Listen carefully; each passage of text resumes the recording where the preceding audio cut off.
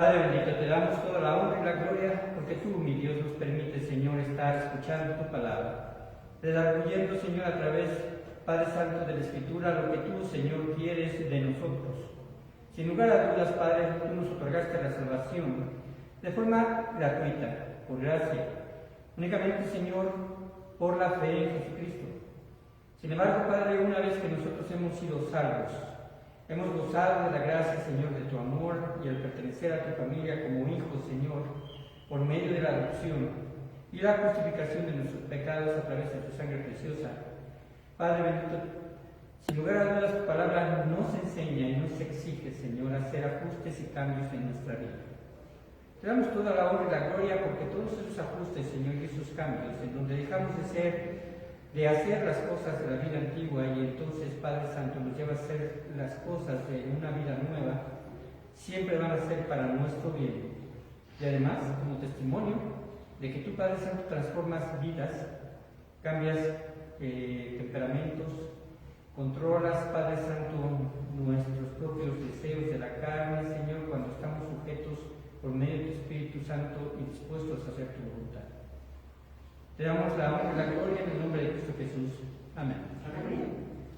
Bien, hermanos, este miércoles pasados y ¿verdad? Cerramos esta pequeña serie que habla bajo el abrigo de Dios. Primeramente, hablamos acerca de la familia bajo el abrigo de Dios, posteriormente los padres bajo el abrigo de Dios y ahora los hijos bajo el abrigo de Dios.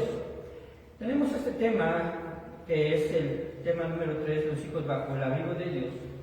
Y tenemos también un texto lema, el cual es el Salmo número 91, versículo 1 y versículo 2, que dice: el que habita el abrigo del Altísimo morará bajo la sombra del Omnipotente. Diré yo a Jehová, esperanza mía y castillo mío, mi Dios, en quien confiaré. A veces leemos los versículos, ¿verdad? Y son versículos que también mantienen quizás una condición para que se cumpla esto, y es que nuestro Dios, ¿verdad?, es nuestro amparo y fortaleza siempre y cuando pongamos nuestra confianza en Él. Hermanos, cuando intentamos infundir valores verdaderamente esenciales en la vida de nuestros hijos, debemos de comprender algo también importante. Ellos son seres individuales. Ya lo hemos mencionado, son desde pequeños, ¿verdad?, ejercen o quieren ejercer su voluntad y que necesitan ser guiados para que dentro de esa voluntad, ¿verdad?, en la cual nuestro Dios capacita a cada ser humano, puedan ellos dirigir sus vidas precisamente a asemejarse cada vez más a Cristo. Y sin duda, nuestros pequeños, siendo bebés, ¿verdad?, crecieron. Los que no tienen bebés todavía, ¿verdad?, que serán padres de familia, futuros lo sabrán, tendrán que también hacer un esfuerzo, ¿verdad?, también enorme, para que ellos a través de diferentes etapas de la vida lleguen a formar convicciones verdaderamente firmes. Hermanos, las convicciones pueden ser buenas o pueden ser malas. Si la persona es guiada de forma incorrecta o se le deja simplemente a que por su propio criterio forme convicciones, seguramente caerá en convicciones erradas. Pero nuestro Dios nos enseña, ¿verdad?, que si enseñamos al niño y instruimos al niño, ¿verdad?, en su infancia, aun cuando fuere viejo, no se apartará de él. Nos habla de que tenemos una responsabilidad. Estas convicciones no se formarán a menos que nosotros como padres demos un ejemplo correcto de que confiamos primeramente plenamente en Dios. Plenamente en Dios. La Biblia nos enseña que, ¿verdad?, que hay disciplina para los hijos. Incluso habla de una disciplina física, ¿verdad?, no llevando al hijo al extremo de intentar que perciba como si fuese a ser destruido o castigado duramente, sino de acuerdo precisamente también a la falta. Pero la instrucción escritural, la instrucción que nos da la Biblia es esencial como familias en Cristo. Estas familias que han profesado ser cristianos, y además debemos entender, hermanos, que no estamos libres a veces como padres o como futuros padres, ¿verdad?, los jóvenes, de quizás perder el objetivo de la paternidad. el objetivo de la paternidad. Y esto se ve muy influenciado quizás por una actitud, pues vamos a decirlo así, que es muy de la carne, porque el egoísmo es precisamente parte de lo que nosotros a veces tenemos que estar trabajando y luchando. El egoísmo, hermanos, nos impide hacer muchas cosas en la paternidad. Amamos a nuestros hijos, eso no cabe duda. Pero muchos padres eligen el camino fácil y simple de evadir la responsabilidad. Lo sabemos porque hay hijos abandonados.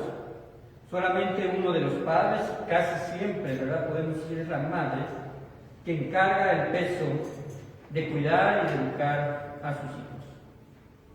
Pero también muchos padres, aunque estén, ¿verdad?, los dos ahí al frente de la familia, son egoístas o hemos sido egoístas porque no les dedicamos tiempo a nuestros hijos, porque nuestra atención está prácticamente ocupada en los trabajos seculares. Y quizás los que somos ya más grandes y que ya no tenemos hijos pequeños, quizás podamos hacer una remembranza o ver en retrospectiva que realmente pudimos también estar cayendo en algunos aspectos de esta forma. También, no solamente está ocupada nuestra atención en nuestros trabajos o labores personales, sino que también, hermanos, a veces no somos de utilidad en relación a cómo debemos de llevar a la práctica la Escritura para que nuestros hijos crezcan como verdaderos cristianos. Dios quiere, hermanos, que los padres seamos las personas que Dios utiliza para que nuestros hijos tengan una comprensión de que Dios nos ha puesto a nosotros para apoyarles, ya que como padres tenemos una enorme influencia hacia ellos. Tenemos una enorme influencia hacia ellos y somos en gran parte responsables del cauce que tomen en sus vidas. Hermanos, parece mentira, ¿verdad? Pero hay cosas que ya incluso de forma innata, ¿verdad? Los hijos a veces reproducimos de los padres. A veces, ¿verdad? Hasta la forma de caminar, la forma de sentarse, la forma de mejor hasta de inclinar la cabeza. Y esto llega a suceder porque simplemente cuando el niño, ¿verdad?, está ahí en sus primeros años, ¿verdad?, y de forma cognitiva empieza a ver en él, en los padres, en sus seres queridos, un modelo de imitación. Porque los bebés, los niños pequeños de 1, 3, 4, 5 años y ya quizás hasta un poquito más grandes, tienden a imitar actitudes. Y esto, cuando les funciona, sobre todo para poder hacer también su voluntad o ejercer su voluntad. Hermanos, la instrucción escritural entonces nos ayudará mucho. También, hermanos, como padres tenemos no solamente una enorme influencia hacia ellos, es muy claro que Dios nos va a ser responsable de estos. Hay un pasaje clave también en Génesis 18, y si vamos ahí, Génesis 18, del versículo 17 al 18, nos habla precisamente que el conocimiento que tiene Dios acerca de nuestra paternidad, la actitud, ¿verdad?, que debemos de tener hacia nuestros hijos. Génesis 18, versículo 18, 17 y 18.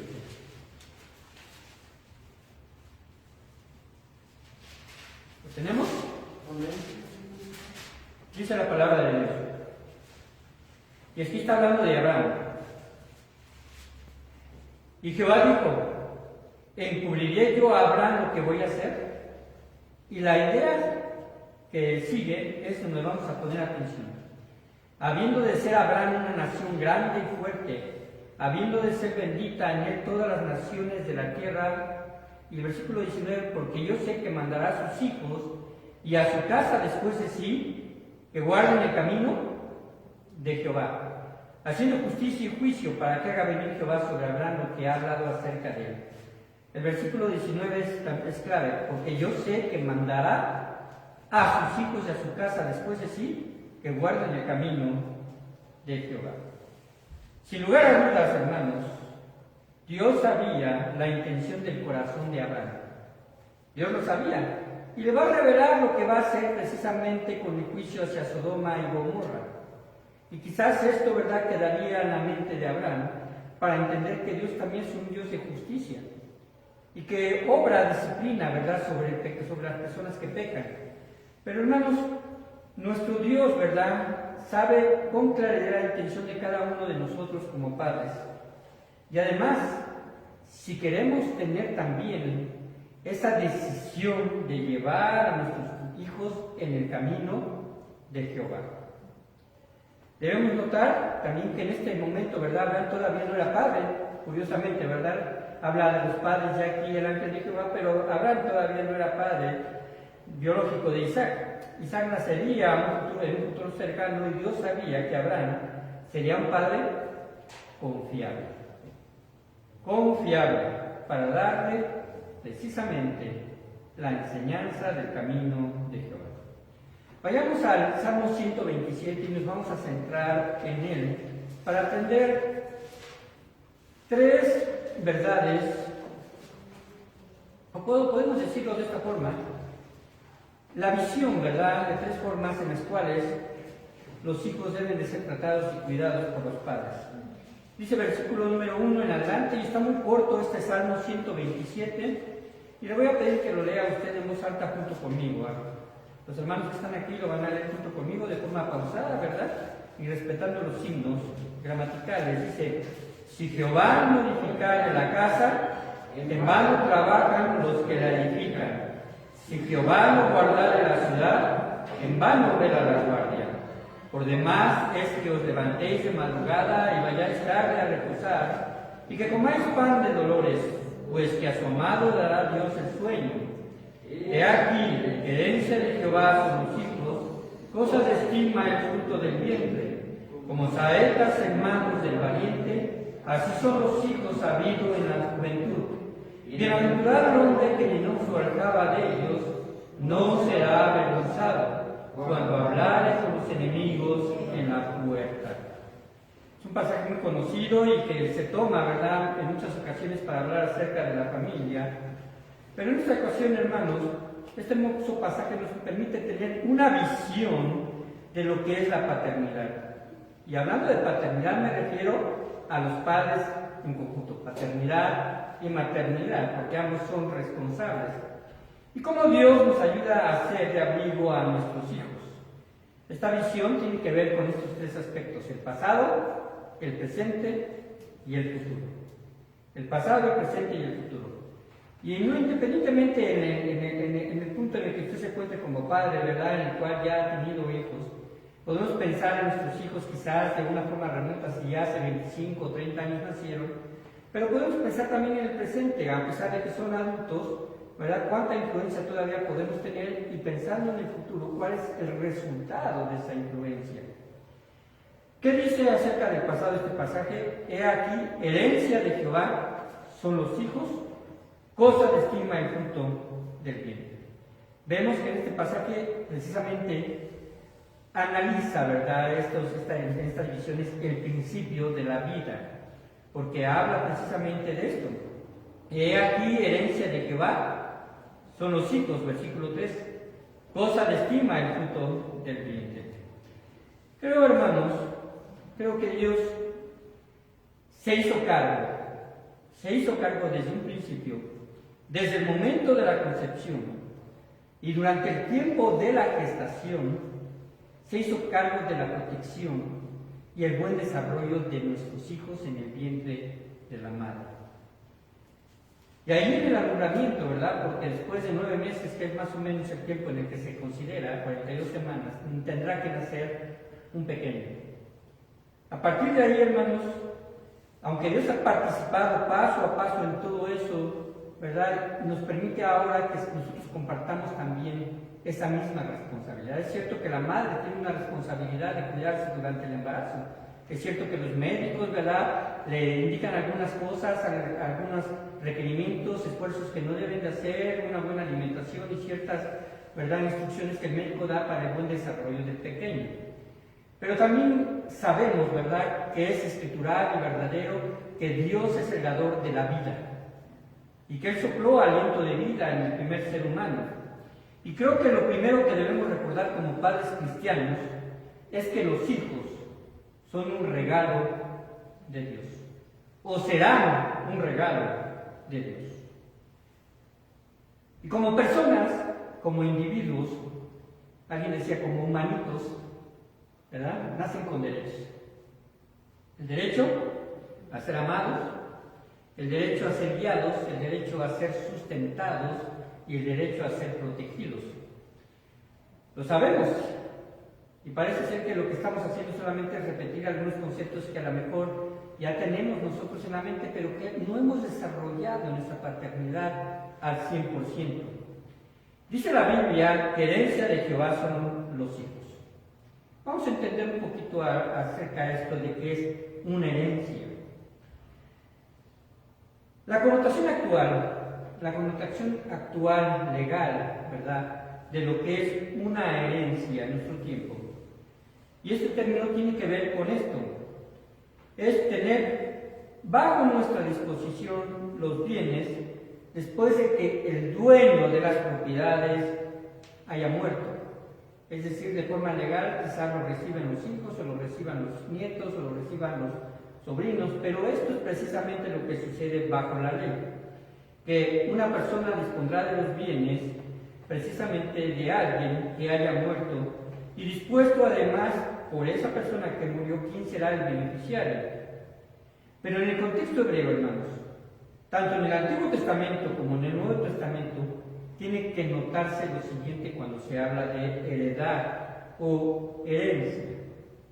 Significa lo siguiente: tomar posesión de los bienes otorgados para administrarlos a favor de quien los otorga. Cambia esto un poco o un mucho. Es decir, lo que se recibe es para ser mayordomos de ellos, pensando en que quien nos los otorgó, ¿verdad?, inmiscuyó trabajo, inmiscuyó tiempo, hubo sacrificio, hubo una situación de esfuerzo laboral, y que ahora nosotros al recibirlo tenemos nosotros que responder de la misma forma. ¿Recuerdan al hijo pródigo? Esa parábola, bueno, es historia más bien, porque no es una parábola, es una historia, ¿verdad? Porque menciona acerca de un hijo que estaba insistiendo a sus padres: padres, dame, ¿verdad?, la herencia que me corresponde. Y dice la palabra de Dios que le fue dada la herencia. ¿Y qué fue lo que hizo? Despilfarró, gastó el dinero, ¿verdad? Vivió de una forma pues muy desordenada, al final perdió todo, y entre ellos sus falsos amigos, porque no eran verdaderos amigos, ¿verdad?, sus amigos de farra, y al final tuvo que irse, ¿verdad?, a servir a un señor en un lugar donde había puercos y comía las algarrobas de ellos. Y entonces en su corazón, él arrepentido, dice: iré, ¿verdad?, a mi padre, le diré: Señor, padre, no soy digno de ser llamado tu hijo, hazme uno como de tus jornaleros. Y dice que una vez, ¿verdad?, que regresó, el padre le recibió con un abrazo. Pero hay otro hijo, el segundo hijo, ese hijo que estaba inconforme, ¿verdad?, de que su padre hubiese recibido al hijo que había hecho, ¿verdad?, trozos, o había destruido todo lo que se le había dado. Y una de las palabras que menciona ahí es que dice: tú mataste, ¿verdad?, el becerro gordo, ¿verdad?, el becerro gordo, y ahora lo recibes como con aplausos. Estoy parafraseando esto, pero dice: he aquí tu hijo, ¿verdad?, que ha despilfarrado tus bienes. No dice los bienes del hijo, sino dice tus bienes. Aquí nos habla precisamente de ese vínculo de herencia que deberían de haber sido, ¿verdad?, bien administrados y como mayordomos. Así que, hermanos, esto es lo que sucedió. Y en términos simples, hermanos, nosotros somos mayordomos de Dios. ¿Al qué? Al educar a nuestros hijos. Yo le pregunto a usted, cuando usted recibe a su hijo, usted lo dice: es mi hijo.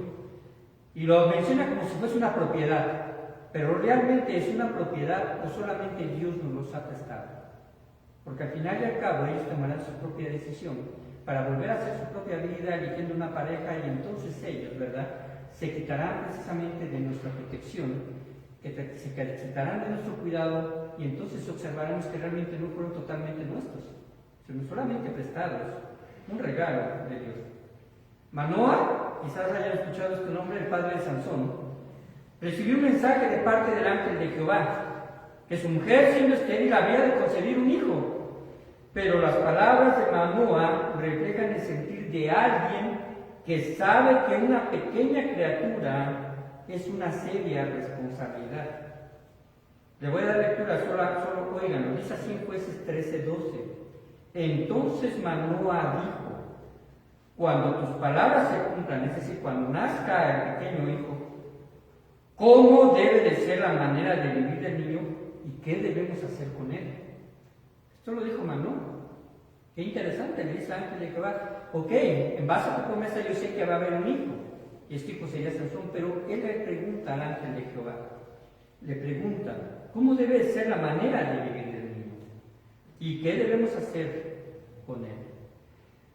Ahora, yo le digo a usted como padre, hágase la misma pregunta si usted está esperando en este momento ser padre, ¿verdad?, futuro. ¿Cómo debe de ser la manera de vivir del niño? ¿Cómo debe de ser la manera de vivir del niño? Quizás usted diga, ¿verdad?, como pues quizás nosotros, ¿verdad?, como padre, con mi esposa y yo, digamos, ya no tenemos niños pequeños. Pero en la iglesia hay pequeños niños que hay que entender con esa misma premisa. Domingo a domingo, clase tras clase, ¿cómo debemos nosotros de pensar? ¿Cómo deben de vivir y crecer esos niños? ¿Deben de vivir bajo la influencia de las Escrituras? Ciertamente así debe de ser. Ahora, ¿qué dice el pasaje en cuanto al presente? Dice así, versículo número 4, como saetas en manos del valiente, así son los hijos habidos en la juventud. Como saetas en manos del valiente, así son los hijos habidos en la juventud. Creo, hermanos, que este pasaje nos lleva a pensar que nuestros hijos todavía están en nuestras manos. Para aquellos que tienen hijos adolescentes, todavía hay hijos bajo dominio, ¿verdad?, que dependen de usted, todavía, ¿verdad?, está en sus manos. Como dice aquí, como saetas en manos del valiente. Dice la traducción, hermanos, de las Américas, de esta forma: como flechas en la mano del guerrero, así son los hijos tenidos en la juventud. Y la versión del lenguaje actual lo traduce de esta forma: los hijos que nos nacen cuando aún somos jóvenes hacen que nos sintamos seguros como guerreros bien armados. Hermanos, los padres que aman a sus hijos, y si no los tienen, quiero que estén atentos a esto, ¿verdad? Si todavía no los tienen como jóvenes, pero los van a tener, va a llegar un momento en que usted se sienta entristecido, ofendido o enojado cuando se dan cuenta que alguien ha herido a uno de sus hijos.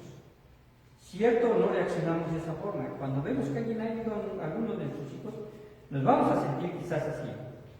En muchas ocasiones observamos en nuestros hijos desilusión, frustración, falta de ánimo en ellos, y en realidad esto podría decirse que es normal y que no podemos evitar, hermanos, que sufran o que se desilusionen. No podemos. En la etapa de la adolescencia, hermanos, las emociones calonean a nuestros hijos, ¿verdad? Y aún en la etapa ya de jóvenes adultos, calonean a nuestros hijos en diferentes direcciones. Hay quienes se sienten profundamente airados por perder un juego, un partido de fútbol, ¿verdad? Se hace un berrinche. Quizás hay quienes se sienten profundamente entristecidos por haber sido rechazados en su enamoramiento juvenil. Hay quienes se han adaptado a modelos de imagen incorrectos por sentirse diferentes en algunos casos y en otros por sentirse aceptados. Hay quienes se sienten frustrados en su desempeño escolar. Y quizás lo más lamentable, hay quienes se sienten poco amados y valorados por sus propios padres. Ahora aquí mencionan, ¿verdad?, esto que son precisamente como saetas, hermanos del valiente. Esto, hermanos, es un símil, es una metáfora que utiliza aquí el salmista. Pero menciona esto como si fuésemos nosotros los padres un guerrero armado con un arco y saetas. Nos dirige a pensar que nosotros como padres o futuros padres seremos seriamente responsables de la dirección que tomen nuestros hijos. Pero, hermanos, creo que también hay dos enseñanzas incluidas. Observen. Piensen ustedes y pongan en su imagen, ¿verdad?, a un guerrero con un arco y con una saeta tratando de lanzarla al aire. ¿Qué es lo que nosotros podemos percibir? Primeramente, ¿verdad?, hay dos enseñanzas incluidas. Que hay tiempo en que todavía los podemos dirigir. Mientras la saeta esté en el arco y esté tensada, ¿verdad?, en la cuerda del arco y no le hemos soltado, todavía podemos cambiar de dirección la flecha. Y metafóricamente hablando es lo que sucede. Mientras nuestros hijos estén en nuestras manos, todavía tenemos, ¿verdad?, la opción de hacer ajustes. Y los ajustes, hermanos, son primeramente en base al modelo que ellos están viendo nuestro. En base al modelo que ellos están viendo nuestro. Es lamentable ver a pequeños, ¿verdad?, que están quizás tomándose una cerveza ahí en el rincón en la esquina de alguna calle, pero ver que sus padres hacen exactamente lo mismo. Es un modelo que ellos siguieron y que difícilmente pueden corregir los padres. ¿Por qué? Porque no han dado precisamente el ejemplo correcto. Lo mismo con las malas palabras, lo mismo con la deshonestidad, lo mismo, ¿verdad?, con la vida de falta de atención, a veces incluso hacia otros. Y hermanos, esto es lo primero que podemos aprender, que hay un tiempo en que nosotros le podemos dirigir, pero también que una vez salida la flecha, es imposible dirigirla. Cuando se lanza, ya va hacia una dirección, ya no va a poderse dirigir por nosotros. Así que, hermanos, hay un destino y un blanco, el cual como padres no debemos de perder de vista. Y ese blanco, hermanos, precisamente es Cristo. Todos nuestros esfuerzos deben de estar encaminados hacia ahí, porque el blanco, y me refiero, ¿verdad?, me refiero al destino de la flecha, ustedes entienden, ahí ese círculo, ¿verdad?, con diferentes colores y con un centro. Todos quisiéramos dar en el centro, ¿verdad?, pero a veces ni siquiera damos en el blanco, por muy grande que esté, porque no tenemos nosotros, ¿verdad?, la visión de que nuestros hijos deben estar dirigidos al blanco. Piensen en esto. Corregimos conductas para que no nos critiquen. Corregimos conductas en nuestros hijos para que como padres no nos critiquen, o corregimos conductas en nuestros hijos para que cada día se asemejen más a Cristo. A veces nos enfocamos, ¿verdad?, en lo superficial, en que, bueno, mientras no te vean, pero Dios ve. Y Dios quiere precisamente que tengamos un blanco correcto. Así que lo definimos el día de hoy. Y creo, hermanos, que debemos considerar varios aspectos. No podremos evitar que nuestros hijos pasen por dolor físico y emocional. Y será mejor que los preparemos y consolemos cuando sea necesario. Pero debemos enseñarles que deben de lidiar con esos sentimientos. De unos años para acá, y prácticamente, ¿verdad?, podemos nosotros decirlo de esta forma, en que se ha dado ya mucha tendencia de una sobreprotección a los niños en las diferentes sociedades, porque ahora los niños, ¿verdad?, están sobreprotegidos por el Estado, y ahora pueden demandar los niños a sus padres por maltrato, por quizás incluso, ¿verdad?, a lo mejor disciplinarlos físicamente, o disciplinarlos, ¿verdad?, negándoles algo, y los niños en algunos países pueden recurrir al Estado para entonces demandarlos. Y en esa sobreprotección, ¿verdad?, le están quitando el derecho, ¿verdad?, que nuestro Dios le da a los padres para la dirección de los hijos. Cuando Dios nos habla, ¿verdad?, de que los hijos pueden estar o deben estar bajo la sombra del Altísimo, nosotros somos el medio para dirigirlos a eso, para crear convicciones firmes. Así que, hermanos, debemos enseñarles a que lidien con esos sentimientos. ¿Como cuáles? Con la frustración. Ese es uno de ellos. ¿Ha visto alguna vez a uno de sus hijos frustrado? Aprendiendo quizás en alguna matemáticas y de repente se frustra porque como que no se le dan las matemáticas, ¿verdad? O frustrado porque a lo mejor tienen que hacer alguna tarea, o quizás frustrados porque quieren aprender cierta área, ¿verdad?, artística, y no se puede. Y a veces la frustración solamente proviene porque no hay los recursos. Pero, hermanos, en la Biblia no se menciona, ¿verdad?, este concepto que se menciona, ¿verdad?, en la psicología, ¿verdad?, intolerancia a la frustración. Algunos psicólogos han ya puesto esto, ¿verdad?, sobre un niño hiperactivo que golpea a su propio padre, a su propia madre, que se siente frustrado, hace un berrinche en el supermercado, no lo puedes levantar, no lo puedes controlar. ¿verdad? Yo vi un video donde un pequeño, ¿verdad?, allá en el supermercado se enoja tanto con su mamá porque no puede comprarle el juguete. ¿Qué es lo que hace? Empieza a tirar de la estantería todo el producto que encuentra. Y no hay una corrección. Y quizás, ¿verdad?, alguien podrá decir, ¿verdad?, en una atención a ellos, llevándolo quizás a una terapia psicológica, hay que decir que es que tiene precisamente este mal, ¿verdad?, intolerancia a la frustración. Este concepto no existe en la Biblia. Existe el concepto de disciplina, existe el concepto de guía, pero no, ¿verdad?, precisamente de darle por su lado. También otro sentimiento, el sentimiento de fracaso. ¿Usted lo experimentó de niño? Yo creo que sí.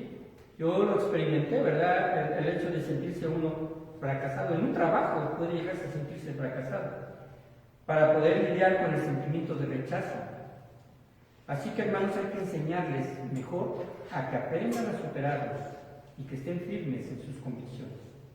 Segunda de Corintios 4, 7 al 10 dice así, y Pablo habla de algunas situaciones, ¿verdad?, que él vivió. Pero tenemos este tesoro en vasos de barro para que la excelencia del poder sea de Dios y no de nosotros. ¿Qué es lo que tenemos? Tenemos precisamente el fortalecimiento del Espíritu Santo en nuestra vida, porque dice que estamos atribulados en todo, mas no angustiados.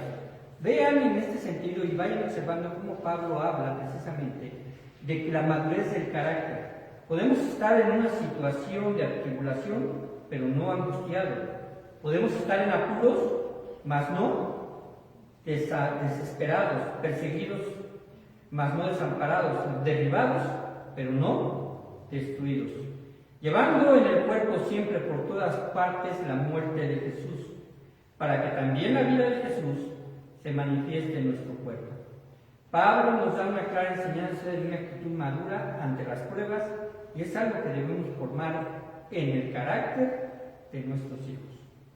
Y punto número 3, ¿qué nos refiere con respecto al futuro? El versículo número 5 dice, bienaventurado el hombre que no socava de ellos, no será que avergonzado. Vean ahí el verbo, no será, está hablando precisamente de un resultado futuro, cuando hablare con los enemigos en la puerta. Esta visión, hermanos, de futuro, por decirlo así, es de formación de carácter. Solo el tiempo nos dará, ¿verdad?, la razón si hicimos bien nuestro trabajo, la forma en la que ellos vivían, nos dará una satisfacción o nos dará vergüenza. Las calamidades y las pruebas llegarán a la vida de nuestros hijos, hermanos. Y será ahí cuando la forma de conducirse nos permita tener una evaluación de cuán mala o buena influencia fuimos para ellos. Pero aun cuando el resultado, ¿verdad?, no sea el esperado, porque es claro que podemos educarlos correctamente, eso es claro, pero a pesar de ellos tener experiencias amargas con hijos desobedientes, como la Biblia los menciona, ¿verdad?, y los describe contumaces y rebeldes, de dura servir, y esto puede atormentar la vida de los padres. Las Escrituras nos hablan claramente de nuestra responsabilidad individual. Cada uno morirá por su propio pecado y cada uno dará cuenta a Dios, y esto obviamente incluye a nuestros hijos. También nuestros hijos darán cuenta de su forma de responder a las enseñanzas que recibió. El mismo pueblo de Israel, hermanos, recuerden que continuamente nuestro Dios los disciplinaba, los exhortaba, les mandaba profetas. ¿Por qué? Porque a pesar de recibir la enseñanza divina, ellos se rebelaron. Hermanos, un anciano, y esta es una ilustración, un anciano muy pobre se dedicaba a sembrar árboles de mango. Un día se encontró con un joven que le dijo, ¿cómo es que a su edad se dedica a plantar mangos? Tenga por seguro que no vivirá lo suficiente para consumir sus frutos.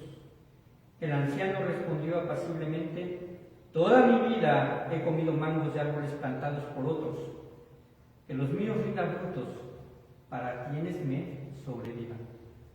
Y esto es precisamente trascendencia. Trascendencia. Conclusión. La paternidad y la maternidad no acaban cuando los hijos se casan. Además podemos ser de influencia a otros, perseverar, motivar y dar son actitudes que impactarán a los demás. Dios los colocó en una familia espiritual, en donde desafortunadamente muchos niños no han tenido las mismas oportunidades que otros de recibir una influencia cristiana. ¿Lo notan? No han recibido el poder tener una influencia cristiana como nosotros. Ahora, hermanos, los padres en algunos casos, ¿verdad? Y en muchos casos podemos decir, no cuentan con la instrucción escritural. Por lo tanto, hermanos, es necesario que nosotros como cristianos pensemos en la evangelización, ¿verdad? No solamente como individuos, sino incluso hasta como familias completas, alcanzando a algunos y después pensando en los demás miembros de la familia. Es cierto que el camino de la paternidad en ocasiones es muy áspero, lo hemos comprobado, ¿verdad? Muchas veces. Y debemos lijar, y esto es metafóricamente, debemos lijar a nuestros hijos, ¿verdad? Como si fueran flechas, fijar los bordes de su carácter, someterlos a presión si es necesario para mantenerlos rectos, y con un objetivo firme de formación de convicciones correctas para tensar con el arco. Mantener firme, ¿verdad?, el brazo y entonces darles la oportunidad de soltarlos. Siempre dirigidos, ¿verdad?, hacia el blanco, que es precisamente la formación del carácter de Cristo en sus vidas. Vamos a orar, hermanos. Te damos gracias, Padre, porque tú, Señor, has estado con nosotros. Gracias por bendecir, Señor, nuestras vidas y porque, Padre Santo, tú nos ayudas. En el nombre de Cristo Jesús, Padre, te damos toda la honra y la gloria y pedimos tu protección, Señor, para la vida de los padres, Señor, de nuestra congregación y de los hijos. Padre, te doy toda la honra y la gloria en el nombre de Cristo Jesús. Amén.